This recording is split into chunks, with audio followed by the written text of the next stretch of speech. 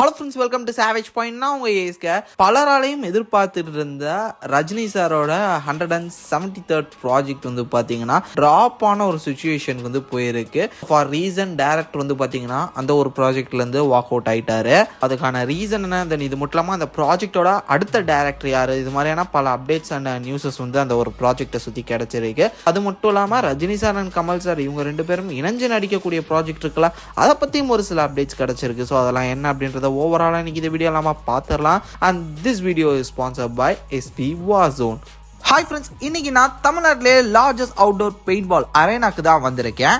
அதுதான் SP Warzone. So மதுரையில் கடச்சந்தல் பக்கத்தில் அமைஞ்சிருக்கக்கூடிய SP Warzone இங்கே paintball, archery, water gun, சூப்பி சாசர் இந்த மாதிரி ஃபன் அண்ட் அட்வென்ச்சரஸான ஆக்டிவிட்டீஸ்லாம் இருக்கிற ஜோன் தான் நம்ம SP Warzone. இங்க பெயிண்ட் பால் கேம்லாம் ரூபீஸ் 149 to 299 வரையும் பேக்கேஜஸ் அவைலபிளா இருக்கு. ஸோ இந்த வீக்கெண்ட் உங்க ஃப்ரெண்ட்ஸ் அண்ட் ஃபேமிலிஸோட வந்து என்ஜாய் பண்ணுங்க. So contact this number and book your timing, enjoy your weekend. சரி வாங்க நம்ம வீடியோக்குள்ள போகலாம்.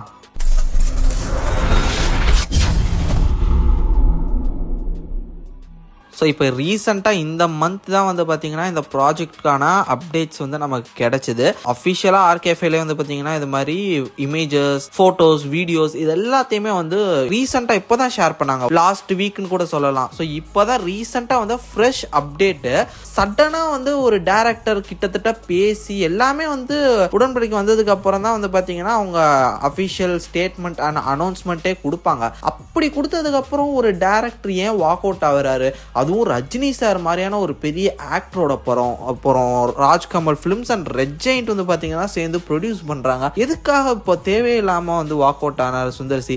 ஏன்னா இவங்க ரெண்டு பேரும் வந்து ஒரு ப்ராஜெக்ட் பண்ண போகிறாங்கன்னு சொன்னதுக்கப்புறம் இன்ஸ்டாகிராம்லேருந்து சோஷியல் மீடியா எல்லா இடத்துலையும் பயங்கரமாக மீம்ஸ், ட்ரோல்ஸ் எல்லாம் போட்டாங்க. பட் அதெல்லாம் வந்து பார்த்தீங்கன்னா ஓரளவு ஒரு ஃபன்னாக ஒரு குட் டோனில் தான் போட்டாங்க. நீங்களாம் படமே எடுக்கக்கூடாதுரா அப்படின்ற மாதிரிலாம் பேட் வைப்ஸ்லாம் யாருமே போடல. அரண்மனை 5 எடுக்க போகிறாரு போல, டெரிஃபிக்கான ஒரு கோஸ்ட் படம் எடுக்க போகிறாரு, இல்லை ஒரு ஃபேமிலி படம் எடுக்க போறாரு, இந்த மாதிரி போட்டு கலாச்சாங்க. தென் இது மட்டும் இல்லாமல் நிறைய மீம் கிரியேட்டர்ஸ் போட்டது என்னன்னா ஹிப்ஹாப் தமிழாவை மியூசிக் டைரக்டரா போட்டுருங்க அப்படின்ற மாதிரி மீம்ஸ் தான் நிறைய பேர் கிரியேட் பண்ணாங்க. இந்த ஒரு ப்ராஜெக்ட் நடக்கக்கூடாதுன்னு யாரும் சொல்ல, அதே நேரத்தில் சுந்தர்சி இந்த ப்ராஜெக்ட்ல வந்தது ஃபேன்ஸ் யாரும் தப்புன்னு சொல்லலை. வி ஆர் எக்ஸைட்டட், ஏதோ ஒன்று ஃப்ரெஷ்ஷா ஆஃப்டர் லாங் டைம் வரப்போகுதோ அப்படின்னு ஒரு எக்ஸைட்மெண்ட்ல இருக்கிற மாதிரி தான் ஃபேன்ஸ் காமிச்சுக்கிட்டாங்க. அப்படி இருக்கும்போது சுந்தர்சி எதுக்காக இந்த ஒரு படத்துல இருந்து வாக் அவுட் ஆனார்னு சொல்லிட்டு பார்க்கும்போது சம் பர்சனல் ரீசன்ஸ் சொல்றாங்க. இது மட்டும் இல்லாமல் வந்து பார்த்தீங்கன்னா அவர் இப்போ ரீசெண்டா மூக்குத்தி அம்மன் பார்ட் 2 அந்த ஒரு படம் வந்து அவர் எடுத்துக்கிட்டு இருக்காரு.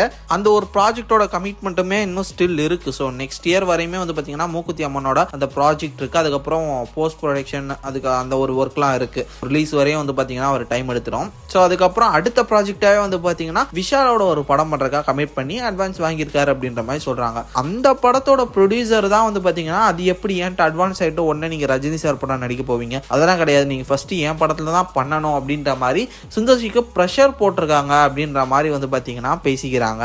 இன்னொரு பக்கம் என்ன சொல்றாங்கன்னா ரஜினி சார் சைட்ல இருந்து தான் ப்ரெஷர் போட்டிருக்காங்க. ஸோ அடுத்த வருஷம் ஃபெப் மந்த் ஆர் ஜான் மந்த்ல இருந்து வந்து பார்த்தீங்கன்னா இந்த படத்தோட ஷூட்டிங் போனோம். ஆகஸ்ட் மந்த்துக்குள்ள வந்து பார்த்தீங்கன்னா அந்த ஷூட்டிங்கை முடிச்சிடணும். அப்பதான் அடுத்த படமான ஆர்கேஃபேல வந்து பார்த்தீங்கன்னா Rajini sir and Kamal sir ரெண்டு பேரும் இணைஞ்சு நடிக்கக்கூடிய அந்த ஒரு படம் வந்து பார்த்தீங்கன்னா டிசம்பர் ஆர் அடுத்த வருஷம் ஜனவரி ஷூட்டிங் ஸ்டார்ட் பண்ணலான்ற ஒரு ஐடியாவில் இருக்காங்க. அதுதான் ரஜினி சாரோட லாஸ்ட் ஃபிலிம் அப்படின்னு டிசைட் செய்யப்பட்டிருக்கு. இது இடைப்பட்ட காலத்தில் வந்து பார்த்தீங்கன்னா ரஜினி சார் வந்து ஒரு சின்ன மெடிக்கல் ரெஸ்ட் எடுக்க வேண்டிய ஒரு சிச்சுவேஷன் இருக்கு. இதன் காரணமா நீங்க இந்த டைம்குள்ள எடுக்கணும்னு சொல்லிட்டு அந்த ஒரு டைம் பீரியட் ஒரு விஷயம் கொடுத்ததான் வந்து பாத்தீங்கன்னா சுந்தர்சிக்கு வந்து ரஷ்யா இருக்கு. மூக்குத்தி அம்மன் ரிலீஸ் வேற இருக்கு, போஸ்ட் ப்ரொடக்ஷன் ஒர்க்குன்னு பல வேலைகள் இருக்கு. அதுவே வந்து பாத்தீங்கன்னா பிப்ரவரி மார்ச் வரை இழுத்துரும். ஏன்னா ரிலீஸ் வந்து பாத்தீங்கன்னா சம்மருக்கு தான் பிளான் பண்ணிருக்காங்க. சம்மர் டு மேபி ஆகஸ்ட் வரையும் கூட வந்து பாத்தீங்கன்னா போகலாம். ஏன்னா இப்போ பெரிய ஹீரோஸோட படங்கள் ஏதாவது வந்ததுன்னா அதுக்கேற்ற மாதிரி ரிலீஸ் டேட்டை தள்ளி வேற வைக்கிறாங்க. அதன் காரணமா மேபி தள்ளி போட கூட வாய்ப்பு இருக்கு. அப்படி பார்க்கும்போது இது மாதிரியான ஒர்க் இருக்கு, அடுத்த கமிட்மெண்ட் வேற இருக்கு, இதுல சின்ன டியூரேஷன் தான் கொடுத்துருக்காங்க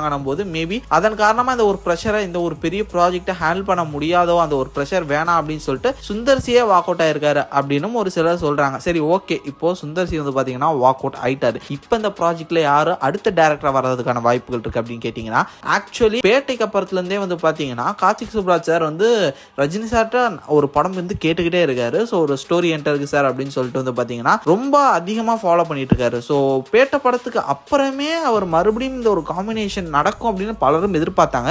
ஏன்னா பேட்டை வந்து மொக்க படம்லாம் கிடையாது. ஸோ மொக்க படம்னா அண்ணாத்த, தர்பார் இது மாதிரி மொக்க படம்லாம் கொடுத்துருக்காரு. பண்ணியிருக்காரு ரஜினி சார். பட் அந்த ஒரு டைம்ல அந்த ஒரு லைன் அப்ல ஒரு மிகப்பெரிய பிளாக் பஸ்டா இருந்தது பேட்டை. அப்படி இருக்கும்போது ஒரு சக்சஸ்ஃபுல்லான படம் கொடுத்த டைரக்டருக்கு ஏன் மறுபடியும் ஒரு சான்ஸே கொடுக்க மாட்டேங்கிறாருன்னு சொல்லிட்டு வந்து பாத்தீங்கன்னா ஃபேன்ஸே கேட்டாங்க. ஏன்னா உங்களோட ஃபேன் தாங்க அவரு, உங்களை வச்சு ஒரு ஃபேன் பை சம்பவம் பண்ணியிருக்காரு, அவருக்கு நீங்க இன்னொரு படம் கொடுக்கலாமே, வேற லெவல் பண்ணிடுவாரு அப்படின்னு தான் பலரும் இந்த எதிர்பார்த்தாங்க. அந்த மாதிரி இருக்கும்போது நிச்சயமா ஒருவேளை கார்த்திக் சுப்ராஜ் சாருக்கு வந்து பாத்தீங்கன்னா அகைன் ஒரு சான்ஸ் கொடுக்கறதுக்கான வாய்ப்புகள் இருக்கு அப்படின்ற மாதிரி சொல்றாங்க. ஏன்னா ஆஃப்டர் ஜிகிர்தண்டா 2 XX அப்புறம் வந்து பாத்தீங்கன்னா அவர் பெருசா ஒன்றும் பண்ணல, ரெட்ரோ தான் வந்து பண்ணாரு. அதுக்கப்புறம் அந்த ஒரு எந்த விதமான அப்டேட்டும் அவர் சைட்ல இருந்து வரல. மேபி கார்த்திக் சுப்ராஜ் சார் வந்து வரதுக்கான வாய்ப்புகள் இருக்கு அப்படின்ற மாதிரி சொல்றாங்க. அதே நேரத்தில் வெங்கட் பிரபு சார் அவருமே வந்து பாத்தீங்கன்னா இப்போ சிவகார்த்திகேயன் டேட்கா வெயிட் பண்ணிட்டு இருக்காரு. ஸோ அதுக்கு அடுத்த படம் சிவகார்த்திகேயன் படமா தான் இருந்தது. அவர்கிட்டயுமே வந்து பாத்தீங்கன்னா பேசிட்டு இருக்காங்க அப்படின்ற மாதிரி சொல்றாங்க. ஏன்னா இப்ப நெல்சன் வந்து பாத்தீங்கன்னா ஜெயிலர் 2 எடுக்கிறாரு. அதுக்கு அடுத்து வந்து பாத்தீங்கன்னா ரஜினி சார் கமல் சார் 2 பேரும் சேர்ந்து நடிக்கக்கூடிய படத்தையும் அவர் தான் எடுக்க போறாரு. அப்படி பார்க்கும்போது இதையும் அவரால் எடுக்க முடியாது. லோகேஷ் கிட்ட போகலாம் அப்படின்ற மாதிரி சொல்றாங்க. பட் அவர் வந்து கன்ஃபார்மா கட்டணேட்டா சொல்லிட்டாரு, கைதி 2 தான் எடுக்க போறேன்ற முடிவுல இருக்காரு. இப்போ அவர் ஹீரோவா வேற நடிக்கிறாரு. அதை முடிச்சுட்டு அவர் டைரக்டா வந்து பாத்தீங்கன்னா கைதி 2க்கு தான் போறாரு. அதனால அவராலையும் எடுக்க முடியாது. அட்லீஸ்ட் டெஃபினட்டா வந்து 2027 வரையும் பிஸி. அந்த மாதிரி ஒரு பெரிய டைரக்டர் உள்ள வர முடியாது. அப்படி பார்க்கும்போது மேபி கார்த்திக் சுப்ராஜ் இல்லைன்னா யாராவது நியூ அப்கமிங் டைரக்டர்ஸ் யார்கிட்ட வந்து பாத்தீங்கன்னா போறதுக்கான வாய்ப்புகள் இருக்கு. கூடிய சீக்கிரம் வந்து பாத்தீங்கன்னா இதுக்கான அப்டேட் வந்துடும். ஏன்னா அடுத்த மாசம் வந்து பாத்தீங்கன்னா டிசம்பர் 12 வந்து ரஜினி சாரோட பர்த்டே. டெஃபினட்டா வந்து பாத்தீங்கன்னா இந்த ஒரு படத்துக்கான அப்டேட்டை அன்னைக்கு கொடுத்தே ஆகணும். ஏன்னா 73ன்ற ஒரு ப்ராஜெக்ட் அனௌன்ஸ் பண்ணியாச்சு. அனௌன்ஸ் பண்ணதுக்கு அப்புறம் ஒரு டைரக்டர் இப்படி வாக் அவுட் பண்ணிட்டாருன்னும் போது நிச்சயமா அதை வந்து கன்ஃபர்மேஷன் கொடுத்தாகணும். நிச்சயமா அவரோட பர்த்டே அன்னைக்கு ஜெயிலர் 2ஓட அதாவது கிளிம்ஸ் வரும். அதே நேரத்தில் இந்த ஒரு ப்ராஜெக்டோட அபிஷியல் அனௌன்ஸ்மெண்ட்டும் வரதான் போகுது. அதுல பார்த்து யாரு ஃபைனலைஸ் பண்ணிருக்காங்க எந்த டைரக்டர் அப்படின்றத பார்த்து தெரிஞ்சுக்கலாம். ஸோ நீங்க என்ன நினைக்கிறீங்க, உங்களோட தாட்ஸ் அண்ட் விசா மறக்காம கீழே கமெண்ட் செக்ஷன்ல மென்ஷன் பண்ணுங்க, நான் பார்த்து தெரிஞ்சுக்கிறேன்.